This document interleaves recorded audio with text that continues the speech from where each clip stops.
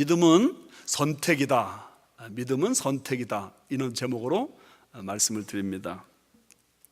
최근에 유명한 새들백 처치, 여기서 가깝죠? 거기에 릭 워렌 목사님의 둘째 아들 매튜가 27살 젊은 나이에 자살을 해서 교계 안팎에 참 큰 충격을 주었습니다.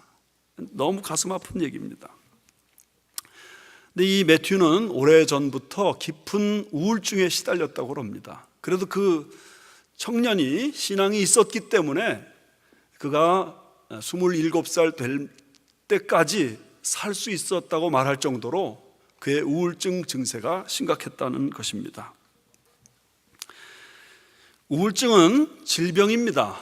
그래서 이 질병에 걸린 사람은 누구나 삶의 이유를 찾지 못합니다. 그리고 이 우울증은 사실은 대부분의 사람들에게 다 있습니다. 어느 정도가 있습니다. 정도의 차이지. 그래서 이 우울증이 발동이 되면 삶의 이유를 찾지 못해서 그저 죽고 싶은 마음만 듭니다. 아마 여러분들 가운데서도 그런 충동을 느끼면서 괴로워하고 고통하시는 분들이 많이 있지 않을까 생각합니다. 이 문제를 어떻게 해결하느냐? 결국은 확실한 삶의 동기를 찾는 것입니다. 내가 왜 살아야 되는가? 이거 알아야 됩니다. 하버드 대학교에 네이탄 푸시라고 하는 총장님이 계셨는데 그분이 이런 말을 하셨어요. 오늘날 인류가 필요로 하는 것은 부를 수 있는 노래와 따를 수 있는 신조와 흔들 수 있는 깃발이다. 다시 한번, 부를 수 있는 노래와 따를 수 있는 신조와 흔들 수 있는 깃발이다. 기가 막힌 말인데 저는 이 말 생각할 때마다 2002년 월드컵 올림픽 때 서울시청 광장에 모인 100만 젊은이들을 생각합니다. 붉은 악마들이죠. 빨간 티셔츠 입고 머리에 태극기 그리고 그리고 박자에 맞춰서 대한민국을 노래 부르던 그 젊은이들, 그들이 그 노래를 부를 때만큼은 그들의 입에 부를 수 있는 노래가 있었습니다. 대한민국 그 함성이 지금도 막 들리는 듯합니다. 그들이 그 함성을 막 외쳐 부를 때만큼은 따를 수 있는 신조가 있습니다. 애국심이었습니다. 한국 사랑하는 마음, 대한민국 백성이라는 마음이 마음속에 막 용솟음쳤죠. 흔들 수 있는 깃발이 있었습니다. 우리도 할 수 있다는 자신감, 이게 그 마음속에 그 순간만큼 막 넘쳤죠. 저는 그 장면 생각할 때마다 우리 다음 세대, 우리 자녀들에게 우리가 바로 이것을 안겨줘야 되지 않을까.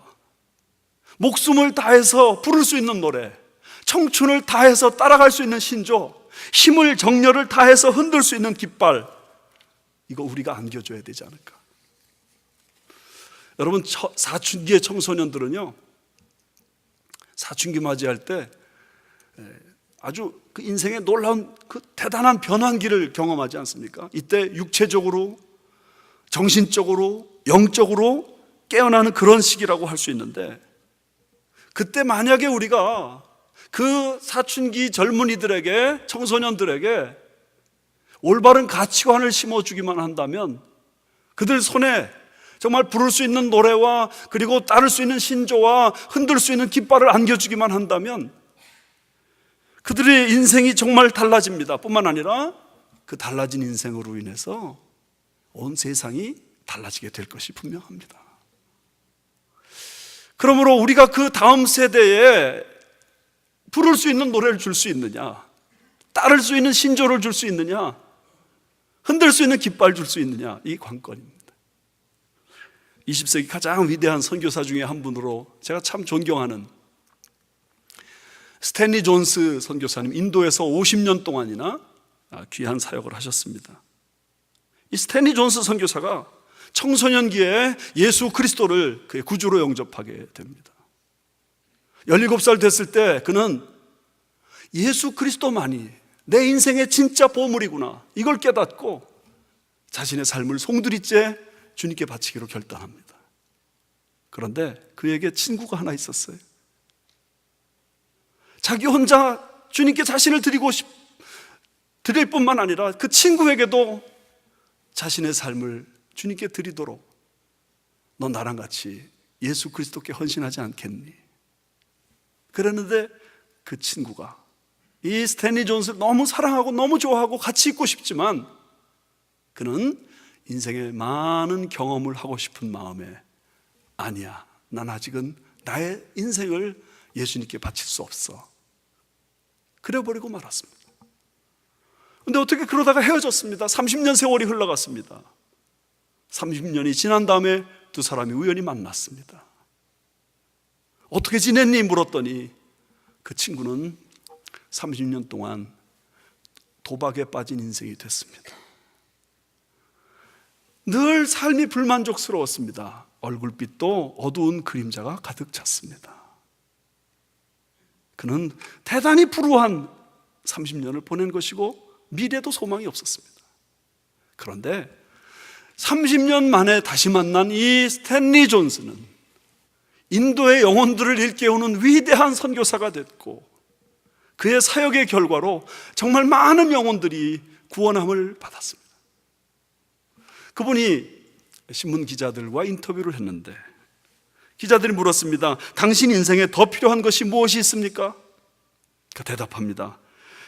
내가 지금 가진 것 말고는 아무것도 필요한 게 없어요. 내가 소유한 예수 그리스도, 내가 내 마음에 품고 사는 하나님 나라만이 내가 바라고 필요로 하는 모든 것입니다. 그래서 그가 쓴 책의 제목, 자서전의 제목이 순례자의 노래입니다. 그 책에서 그는 나의 인생은 노래로 가득 찼다고 그렇게 말합니다. 실제로 악보에 음표가 있고 쉼표가 있고 뭐 그런 것들이 있는 것처럼 그 책을 그렇게 써나갑니다. 여러분, 적어도 스탠리 존스 선교사는 그의 일생 동안 부를 수 있는 노래를 가지고 있었습니다. 따라갈 수 있는 신조가 있었고 또 흔들 수 있는 깃발이 있었습니다. 그 자신의 인생이 변화되니까 그로 말미암아 수많은 다른 사람들이 그 축복을 누리게 됐습니다. 오늘 우리가 함께 생각하고자 하는 모세의 삶도 그런 변화된 삶이었습니다. 그가 어떤 삶을 살았는지 우린 다 압니다. 그런데 특별히 우리는 그의 성장 과정에서 그가 어떤 경험을 했는지를 사도행전 7장 22절에서 볼 수 있습니다. 모세가 애굽 사람의 모든 지혜를 배워 그의 말과 하는 일이 능하더라. 애굽 사람의 모든 지혜를 배웠다 하는 이 말은 그 당시에 똑똑한 사람, 탁월한 지혜를 가진 사람을 지칭하는 말입니다. 어떤 사람 참 똑똑하다, 너무너무 지혜가 많다 그럴 때 애굽 사람의 모든 지혜를 다 가지셨네요, 그렇게 말했어요. 그는 대단한 사람입니다. 최고의 학문을 공부했습니다. 그는 왕자로서 애굽의 태양신전에서 교육을 받았습니다. 태양신전이라는 것은 여기 미국으로 말하면 하버드 대학교 같은 데입니다. 거기서 최고의 교수진 통해서 역사, 철학, 행정, 신학, 법학 모든 것을 마스터했습니다. 그랬기에 그는, 여러분, 우리가 늘 대하여 읽고 있는 창세기, 출애굽기, 레위기, 민수기, 신명기, 모세오경을 그렇게 멋지게 써나갔습니다. 거기에다가 그는 히브리서에 의하면 3가지 특권을 누리는 사람이었습니다. 그 3가지 특권이 뭔지 기억하세요. 첫 번째, 최고의 명예, 최고의 존귀. 두 번째, 최고의 쾌락, 최고의 즐거움. 세 번째, 최고의 부요함. 그런데 오늘 히브리서 말씀은 그가 나이 40이 되었을 때 그 모든 걸 몽땅 다 버렸다, 그렇게 말해요. 어떻게 그럴 수 있는가? 24절 말씀 보시면 바로의 공주의 아들이라 칭함을 그가 거절했다고 말해요. 25절 말씀 보면 잠시 죄악의 낙을 누리는 것을 그가 버렸습니다. 26절 말씀에 애굽의 모든 보화를 그가 버렸어요. 왜요? 왜 버렸어요? 그가 택할 것이 있었기 때문에. 한번 25절 말씀 보세요. 도리어 하나님의 백성과 함께 고난받기를 잠시 죄악의 낙을 누리는 것보다 더 좋아하고, 여기 더 좋아하고 비교급으로 돼 있죠. 그가 한 손에 바로 왕의 공주의 아들이라는 그 명예를 올려놨습니다. 그리고 또 그가 가지고 누릴 수 있는 온갖 쾌락을 올려놨습니다. 그리고 그 위에 또 그가 가지고 있는 모든 보화를 다 올려놨습니다. 그리고 다른 한 손에 올려놓고 있습니다. 25절 말씀 보면 이렇게 돼 있어요. 하나님의 백성과 함께 받는 고난. 또 하나 있습니다. 26절, 그리스도를 위하여 받는 모든 수모. 이 둘을 비교하는 겁니다. 더 좋아하고가 어디예요? 이쪽이에요. 애굽의 존귀, 애굽의 쾌락, 애굽의 부요함, 그것보다 하나님의 백성과 받는 고난, 그리스도를 위하여 받는 수모, 이것이 더 좋다. 이것을 더 크게 여기면서 그가 선택했습니다. 믿음은 선택입니다. 그런 면에서 오늘 우리들도 선택을 요구받고 있습니다. 어떤 어린 여자아이가 아주 진주 목걸이를 사랑했습니다. 그런데 가짜죠, 물론. 그 진주 목걸이를 너무 좋아합니다. 그래서 외출할 때마다 그것을 목에 매답니다. 집에 돌아오면 고이 다시 상자에 집어넣습니다. 아이가 그걸 너무 좋아하는 것을 본 아빠가 아이에게 말합니다. 그 진주 목걸이 아빠 주지 않겠니? 아이가 고민이 시작됩니다. 아빠 사랑하는 거 확실해요. 하지만 자기의 재산 목록 1호가 진주 목걸이인데 아빠가 이걸 달라니 이거 어떻게 하면 좋습니까? 고민하다가 이렇게 말합니다. 안 돼요. 아빠 내가 사랑하지만 이 진주 목걸이 너무 좋은 거야. 안 돼요. 그리고 났는데 이 꼬마의 마음에 괴로운 거예요. 아빠를 더 사랑하는 게 사실인데 어떡하지? 고민하다가 이 진주 목걸이를 탁 내밀면서 아빠 드릴게요. 아빠가 빙긋이 웃으면서 다른 손으로 진짜 진주 목걸이를 줍니다. 네가 진주 목걸이 그렇게 좋아하는 거 보니까 아빠가 너를 위해 진짜 진주 목걸이 샀어. 이거 받아라.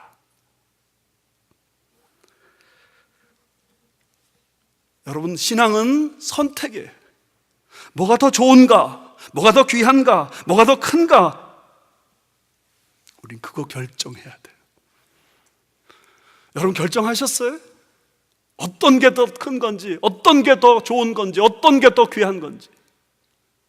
주님은 우리에게 선택을 요구하세요. 모세는 왜 그러면 이 고난과 수모의 길을 선택했나? 사도행전 7장 23절이 이렇게 되어 있습니다. 나이 40이 되매 그 형제 이스라엘 자손을 돌볼 생각이 나더니. 40세가 되기 전까지 모세는 애굽의 존귀가 너무 좋은 거구나, 애굽의 쾌락이 너무 즐거운 거구나, 애굽의 보화가 너무너무 좋은 거구나. 근데 나이 40이 되매 자기 동족이 보이는 거예요. 압제당하는 동족이 보이는 거예요. 고난당하는 동족이 보이는 거예요. 수모당하고 있는 동족이 보이는 거예요. 그러면서 자기 자신을 생각하게 돼요. 나는 히브리 민족인데, 저들과 똑같이 히브리 민족인데 저들처럼 나는 왜 고난 속에 있지 않을까? 나는 왜 이런 수모 속에 있지 않을까? 나는 왜 특권층이 되었나? 그걸 고민해요. 그러다가 그가 깨달은 게 이겁니다. 똑같은 히브리 민족의 아들인데 바로 공주의 아들이 되게 하신 이 특권을 주신 것은 내가 할 일이 있기 때문이다. 여러분, 특권은 사명이에요. 잊지 마세요. 은사도 사명이에요. 부담감도 사명이에요. 왜 내가 남보다 좋은 배경에서 성장했지? 이거 사명이에요. 나는 참 럭키하다. 철이 없을 땐 그렇지만 철이 들면 사명이에요. 왜 나는 미국 와서 살게 됐지? 이거 사명이에요. 수많은 사람들이 미국 오고 싶어 하지만 다 오지 못해요. 그런데 나는 어떻게 여기 왔지? 나는 어떻게 이렇게 특별한 교육을 받게 됐지? 나는 어떻게 일하는데 이렇게 돈 벌게 됐지? 여러분, 돈 버는 게 내 재주만이 아니에요. 하나님이 내게 맡기신 어떤 사명이 있는 거예요. 우리는 그런 의미에서 이렇게 물어야 돼요. Why me? 좋은 음식을 먹을 때 Why me? 수준 있는 사람들과 만나면서 대화할 때 Why me? 왜 나만 이렇게?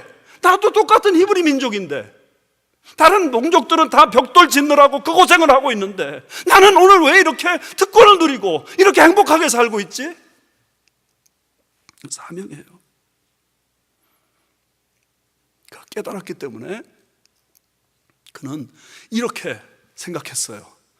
하나님께서 내 손을 통해서 히브리 민족을 구원하기 원하시는구나.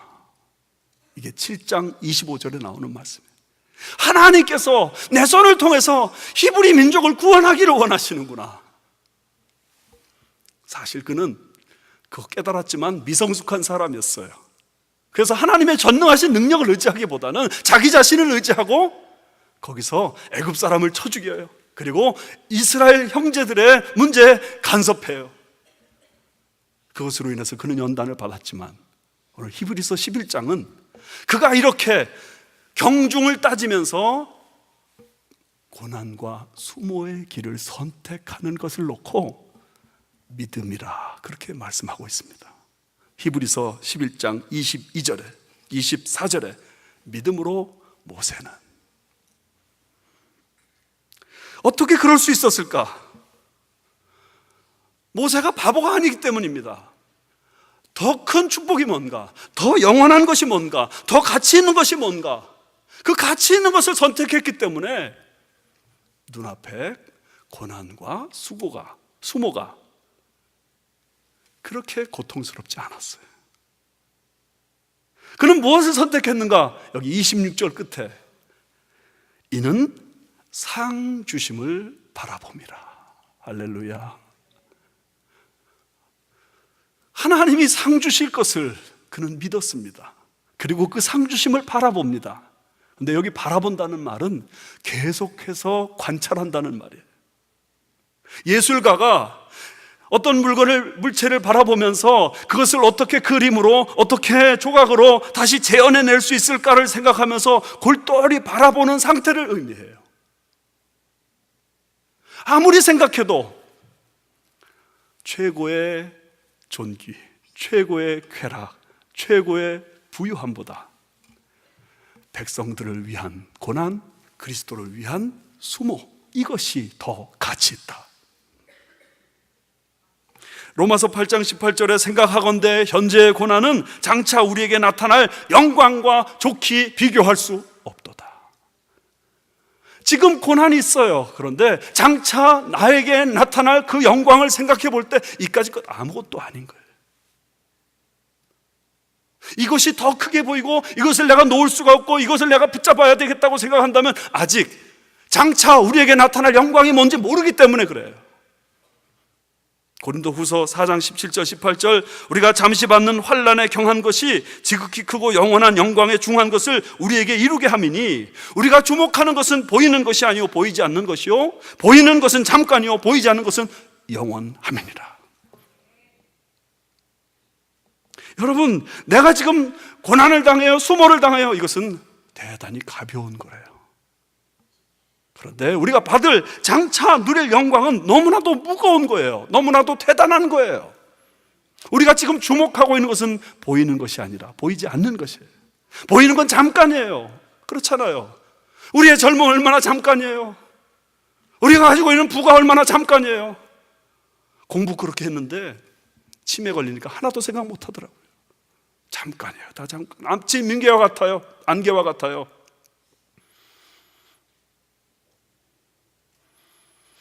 보이지 않는 것은 영원해요. 그러니 이것과 이것을 비교할 때, 이것과 저것을 비교할 때 값이 매겨지지 않는 거예요. 비교가 안 되는 거예요. 당연히 이까짓 것 하면 버리는 거예요. 그리고 고난과 수모를 택하는 거예요. 여러분, 세상에는요 그럴 필요 없는데 굳이 고난과 수모를 택해서 세상을 최선 다해서 한 분들이 많아요. 그런 분들이 있기 때문에 이 세상이 이렇게 유지되고 있고 또 이 세상이 발전하고 있는 것입니다.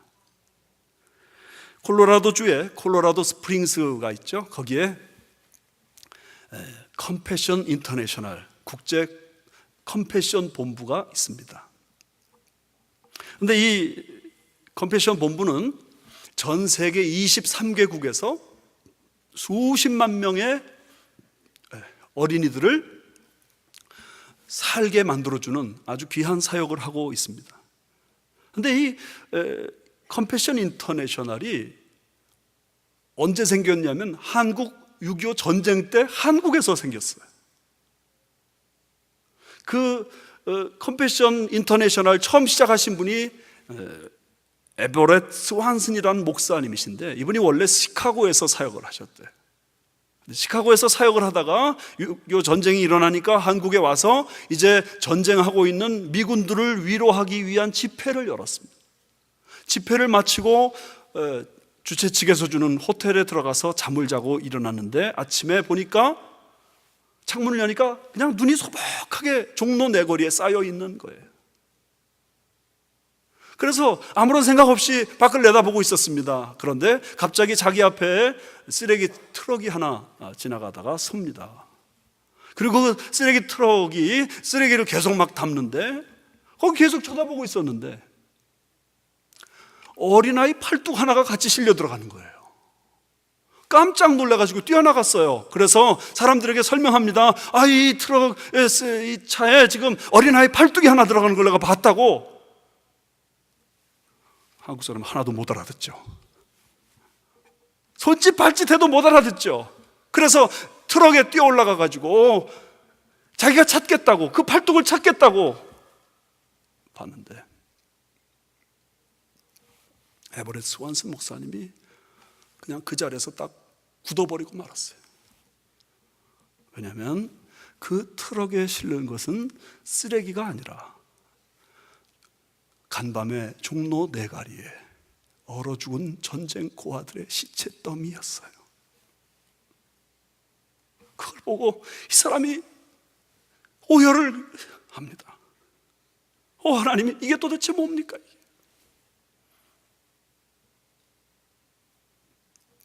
자기는 여기서 불과 10m도 안 되는 호텔방에서 따뜻하게 잤는데 만약에 내 호텔방을 오픈해가지고 그 전쟁 고아들을 끌어들였으면 그들이 다 살 수 있었는데 자기의 무심함 때문에 이 아이들이 다 이렇게 죽었구나 하며 눈물을 흘리고 가슴 아파하고 있는데 하나님의 음성이 들립니다. 에버렛, 너 지금 보고 있니? 이제 너 어떻게 살래? 그래서 이 에버렛 스완슨 목사님이 전쟁 고아들을 위해 헌신합니다. 그것이 컴패션 미니스트리의 시작이었습니다. 한국이 이제 잘 살게 됐잖아요. 그래서 1993년도에 이 컴패션 국제본부가 한국에서 콜로라도 스프링스로 옮겨서 지금도 이 사역을 계속하고 있습니다.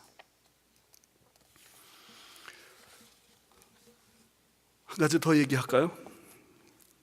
18세기 영국에서 대단한 부요를 소유한 집안 출신이며 명문 캠브리지 대학교를 졸업하고 21살에 당당하게 국회의원이 된 윌리엄 윌버포스. 그는 그냥 그렇게 살면 아주 일생 행복하게 편안하게 잘 살 수 있는 사람이었습니다. 그런데 그가 26세 때 예수 그리스도를 개인의 구주로 영접하게 됩니다. 그리고 28세 때 자기의 사명을 깨닫습니다. 그의 일기에 그가 그렇게 적습니다. 내게 하나님이 두 가지 사명을, 내 일생 전체를 통해서 이루어야 될 두 가지 사명 주셨다. 하나는 노예제도 폐지요, 또 하나는 영국의 이 관습을 개혁하는 것이다. 그는 노예제도 폐지에 그 순간부터 28살부터 매달리기 시작합니다. 장장 56년 동안. 이 56년 동안 의회에서 의원들과 150회에 걸쳐서 논쟁을 벌입니다. 여러분, 그 당시에 영국은 노예제도를 폐지할 수 있는 나라가 아니었습니다. 왜냐하면 국가 수입원의 3분의 1이 노예제도를 통해서 얻어졌으니까. 이것 때문에 먹고 사는 사람이 얼마나 많은데, 영국의 모든 기관 산업들이 노예제도를 근거로 해서 발전하고 있는데 어떻게 이것을 뒤집을 수 있겠습니까? 그러나 그는 이렇게 외쳤습니다. 영국이 진정 위대한 나라가 되려면 하나님의 법을 따라야 됩니다. 황금을 노려서, 황금에 눈이 멀어서 노예제도를 고집하면 영국은 망하고 말 것입니다. 56년 동안 일관되게 그의 주장을 외쳤을 때 영국이 뒤집힙니다. 1833년 7월 27일 그가 그렇게 꿈에도 소원하고 있던 노예제도가 폐지됩니다. 이 노예제도 폐지되는 그 순간까지 이르기 위해서 윌리엄 윌버포스는 잃는 게 많았습니다. 계속 암살 위협에 시달렸고 계속 비난과 비판과 중상모략에 시달렸습니다. 그리고 그는 영국 수상이 될 수도 있었는데 그의 친구를 이어서 그는 그럴 기회를 갖지 못했습니다. 노예제도가 폐지되고 놀랍게도 3일 후에 하나님의 부르심을 받아 저 영원한 주님의 나라로 들어갑니다. 그의 일생일대기가 Amazing Grace라고 하는 영화로 만들어졌다고 하는데, 그 영화에 그가 이렇게 말하는 대사가 나온답니다. 내 앞에 빛나는 것은 정치적 지위보다 내 마음속에 빛나는 하나님을 더 원한다. 정치적 지위보다 하나님을 더 원한다.